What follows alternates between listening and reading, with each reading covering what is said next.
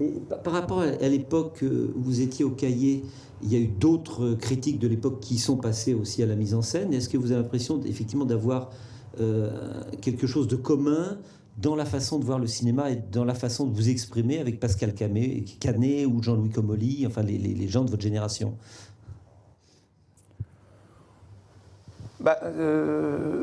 Si on veut, on était dans un bain.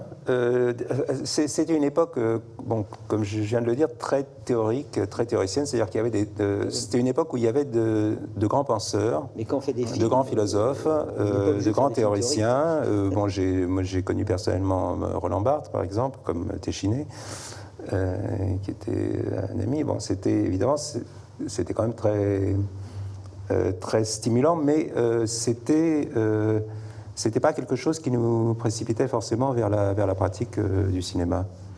Et il m'a fallu personnellement, moi, un long détour en passant par le scénario pour me rapprocher de la pratique. C'est-à-dire une sorte de désintoxication?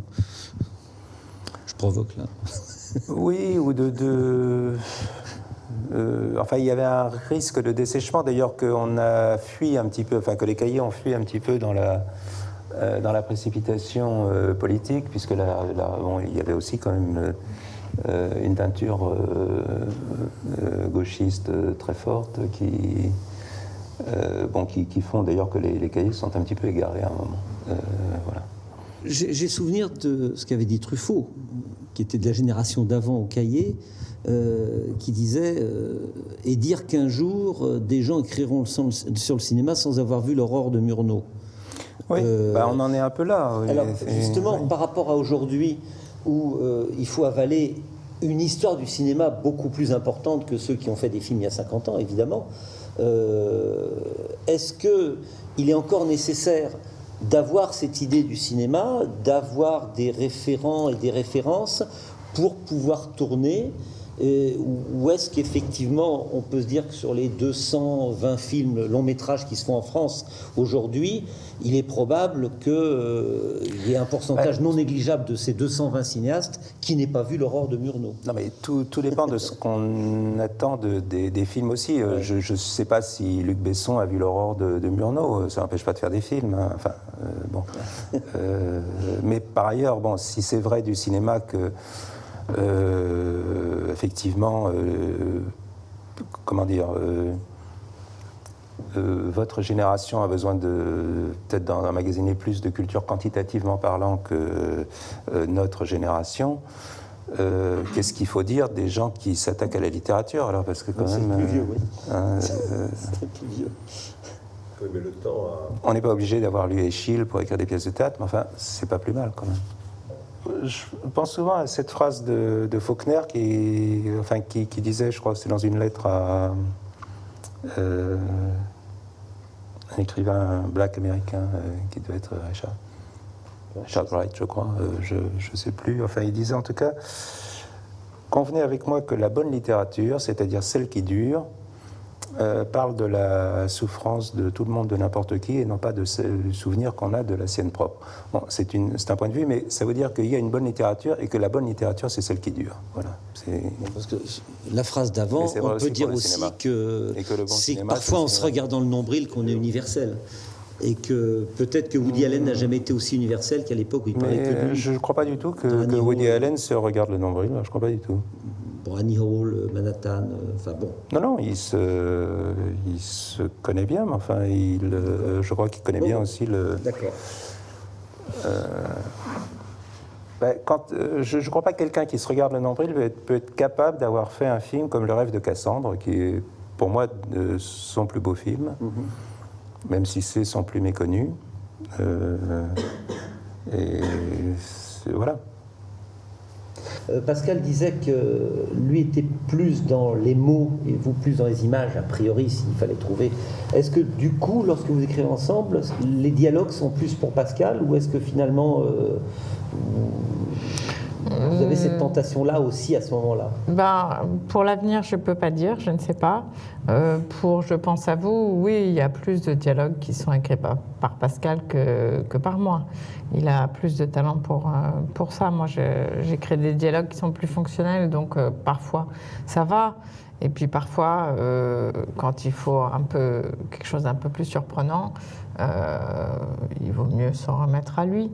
Donc tout dépend des nécessités des scènes, et je ne sais pas si dans ce qu'on va faire aujourd'hui, par exemple, les qualités d'écriture de dialogue de Pascal seront pour chaque scène systématiquement nécessaires.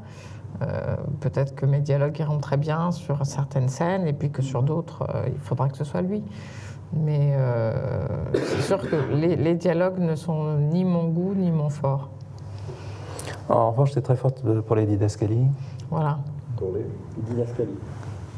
Les descriptions d'action. Quand vous êtes vous-même le metteur en scène, enfin le réalisateur des films, vous avez dès l'écriture une idée d'un début de découpage technique. Vous savez si ça va être traité en plan séquence ou au contraire en champ contre champ. Vous savez si sur telle ligne de dialogue le personnage sera hors champ ou si ça sera sur lui que la caméra va être braquée, ou est-ce que finalement ça va être plus déterminé au moment du tournage, ça? Alors, Marina, par exemple, elle fait des découpages hyper précis. Incroyablement technique. Pour chaque scène, il y a je sais pas, tu as 10 pages, 20 pages à la fois de croquis et de descriptifs hyper pointus que personnellement, moi, j'arrive à peine à déchiffrer. Je sais pas si toi-même tu arrives à le déchiffrer. Pas toujours.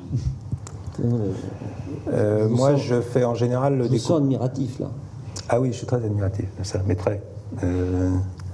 Moi, je sais jamais très bien. Les choses se font un petit peu en fonction du décor. Je vois ça pendant les repérages.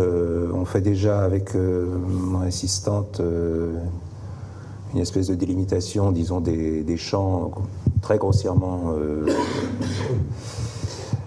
où la scène sera tournée.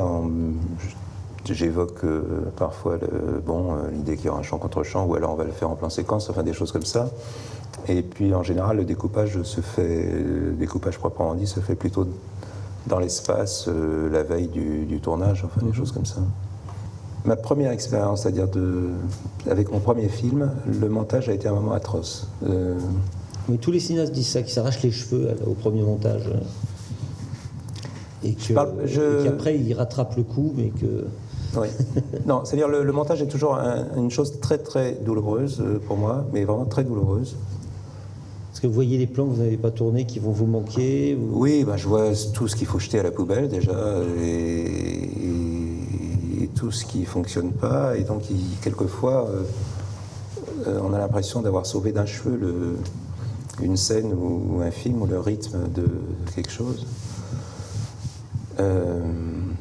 Je sais que, par exemple, pour Rien sur Robert, je me suis absolument arraché les cheveux sur Fabrice Lucchini parce qu'il était parfois formidable, mais tout de suite après, il faisait un truc qui était absolument n'importe quoi. Et le prochain est dans les tuyaux? Le prochain est dans les tuyaux. Alors, c'est un projet assez particulier parce que c'est aussi une adaptation. C'est ma deuxième adaptation, enfin, pour ma pomme. Après Le Grand Alibi, sauf que là, c'est moi qui ai choisi le roman et c'était beaucoup plus coton. C'est encore en Agatha Christie? Non. Ah bon? Vous ne faites pas comme Pascal Thomas, alors vous ne devenez pas spécialiste. Non. D'accord. Non, c'est un roman de Gombrowicz qui s'appelle Les Envoûtés et qui est assez déjanté. Bon, le film le sera aussi, vraisemblablement, mais... D'accord. Bien. À vous, des questions? Merci.